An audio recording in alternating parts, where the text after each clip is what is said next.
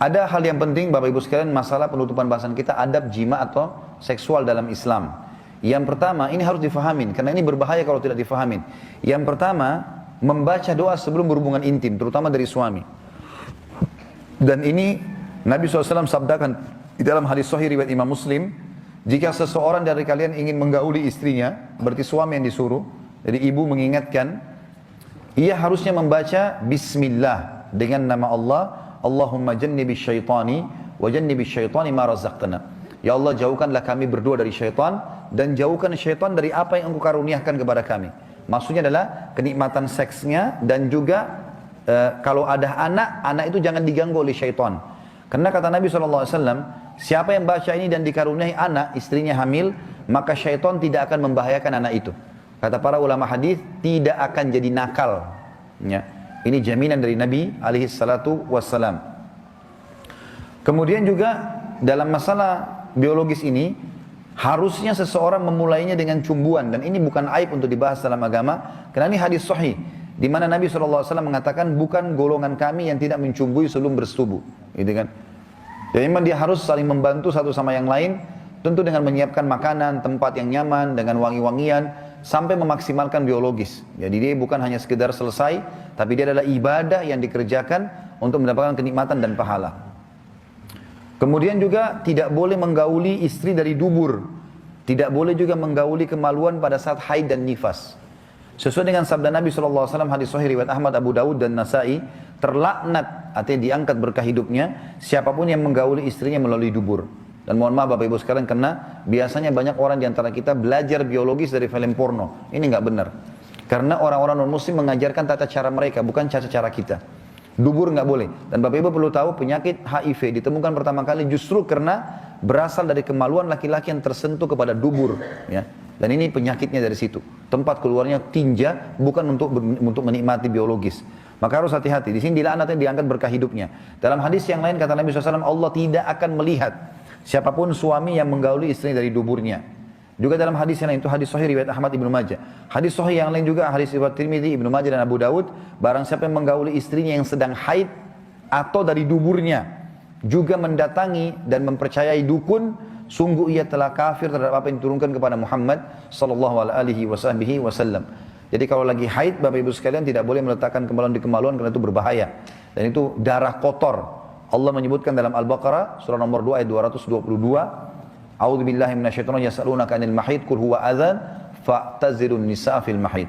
Ditanyakan kepada Muhammad tentang haid, katakan dia adalah kotoran, maka jauhilah wanita untuk digauli di kemaluannya pada saat haid. Tapi bukan berarti tidak boleh bercumbuan, bukan tidak boleh mencari kenikmatan. Karena Nabi SAW mengatakan dalam hadis riwayat Muslim, waktu ditanya, ya Rasulullah, apakah wanita kami kalau lagi haid tidak boleh kami sentuh sama sekali? Kata Nabi SAW, tidak, lakukan apa saja kecuali persetubuhan. Juga dalam hadis yang lain kata Aisyah radhiyallahu anha, pada saat ditanya apakah yang boleh dikerjakan seorang suami terhadap istri yang sedang haid, kata Aisyah, segala sesuatu kecuali kemaluannya. Dan Aisyah juga berkata radhiyallahu anha, jika salah seorang dari kami sedang haid dan Rasulullah SAW ingin menggaulinya, maka beliau SAW menyuruhnya mengencangkan kain di tempat haid, lalu beliau menggaulinya. Jadi semua dibolehkan kecuali dubur dan kemaluan pada saat haid dan nifas. Jadi termasuk oral seks segala macam. Onani itu haram bagi laki-laki kalau kerjakan sendiri. Tapi kalau istri yang lakukan tidak ada pengharaman di situ. Kita tutup Bapak Ibu sekalian dengan hadis-hadis yang mulia, dua buah hadis yang saya harap Bapak Ibu bisa fahami hadis ini.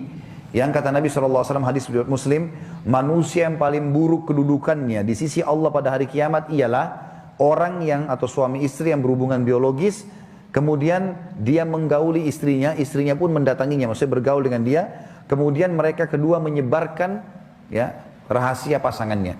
Jadi kalau bapak-bapak sini Allah berikan istri yang Masya Allah memuaskan dia dari sisi biologis, tahan, jangan dicerita ke teman-teman. Jangan bilang istri saya itu begini, begitu, jangan diceritain.